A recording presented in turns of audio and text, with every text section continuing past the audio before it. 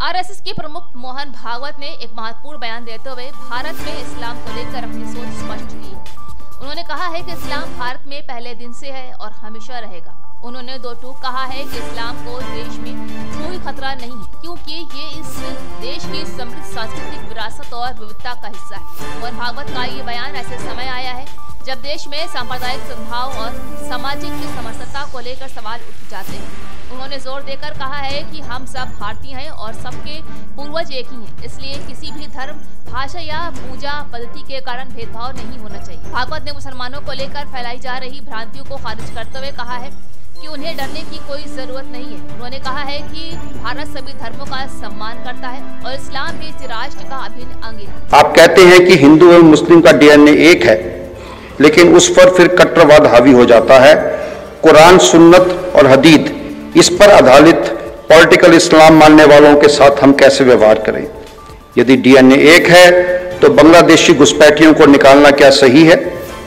संघ ने विभाजन का विरोध क्यों नहीं किया? एवं पाकिस्तान जैसे देश पर संघ का क्या विचार है? अखंड भारत को लेकर संघ का क्या विचार है? भारतवर्ष हमेशा वसुधैव कुटुंबकम के सिद्धांत पर रहा है, फिर भी कुछ शताब्दियों में भारत की सीमाएं संकुचित क्यों हुई हैं? Is the unification with neighbouring countries thinkable? ये पहला भाग है।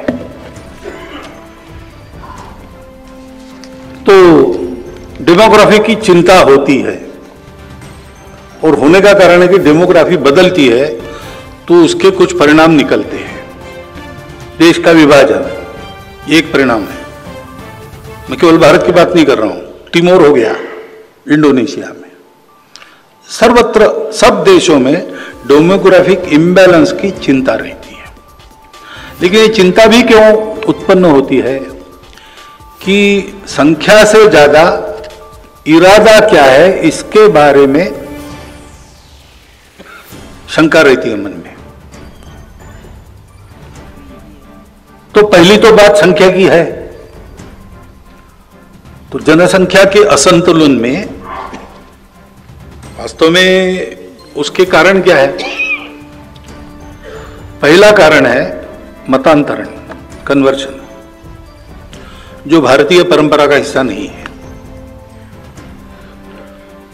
और कैथोलिक चर्च के लोग हमको बताते कि हम नहीं करते, तो कहीं ना कहीं क्रिश्चियनिटी में भी उसको ठीक नहीं माना जाता, ऐसा एक प्रवाह है। और परसों उलेमाओं से बात हुई तो उन्होंने हमको बताया, मदरसों के टीचर्स से बात हुई उन्होंने, कि इस्लाम में भी मना है।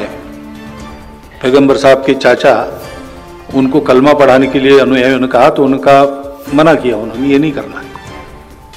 अगर ऐसा है तो ये होना नहीं चाहिए। रिलीजन अपना अपना चॉइस है, जिनको जिस रिलीजन में जाना है, जबरदस्ती गए वापस आना चाहते हैं, आओ अपने मन से आओ, लोग लालच जबरदस्ती नहीं। लेकिन ये होता है तो इसको रोकना, ये करना पड़ेगा। दूसरी बात है घुसपैठ। तो ये ठीक है कि हमारा डीएनए सबका एक है, लेकिन व्यवस्थाएं होती है।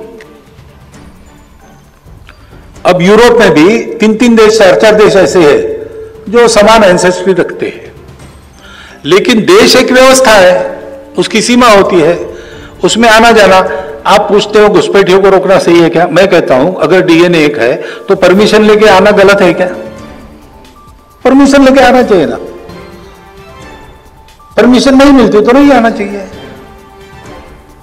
लेकिन विधि विधान नियम बाजू रख के घुस जाना ये अपने आप में गलत बात है। आने पर उपद्रव होता है, ये अनुभव है। तो इसलिए इस घुसपैठ को रोकना चाहिए। कुछ तो सरकार रोक सकती है, सरकार कुछ प्रयास कर रही है, धीरे धीरे आगे बढ़ रहे हैं।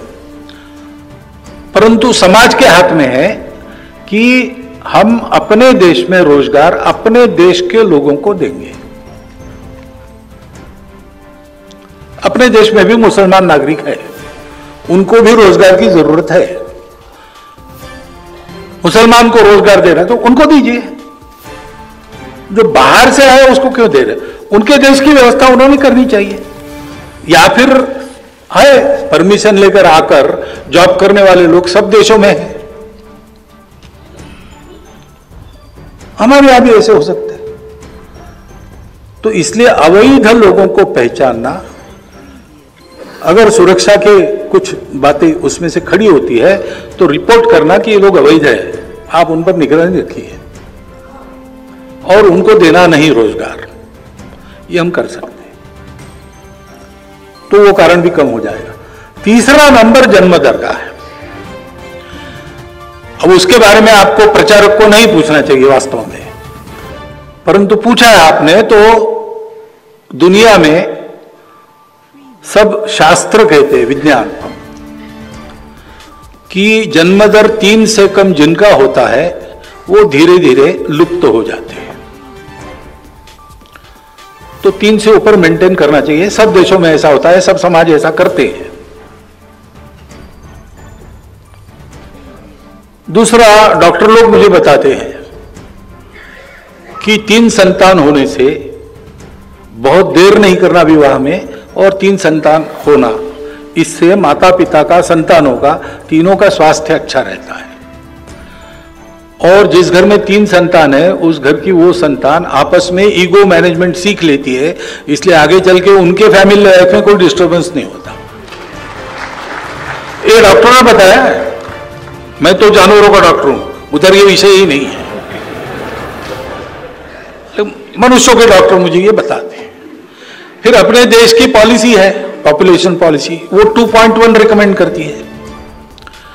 अब वो देश का एवरेज 2.1, ये तो ठीक है, लेकिन संतान होती है तो 0.1 संतान कभी होती नहीं। गणित में 2.1 का 2 होता है, लेकिन मनुष्य के जन्म में 2 के बाद 0.1 होता नहीं ना, 3 ही होता है, इसलिए 2.1 मीन्स 3।